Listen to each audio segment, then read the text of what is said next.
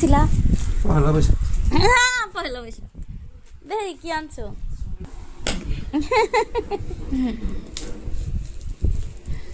বাসায় গেলাম কি করবা এই তো সুন্দর বাসায় গেলাম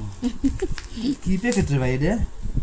ও ডায়মন্ড হ্যাঁ ডায়মন্ড গোল্ড দিছে গোল্ড এটা ডায়মন্ড ঠিক আছে 22 ক্যারেট গোল্ড দিছে না ওরে বাবা এটা কি রে এটা গোল্ড আসলে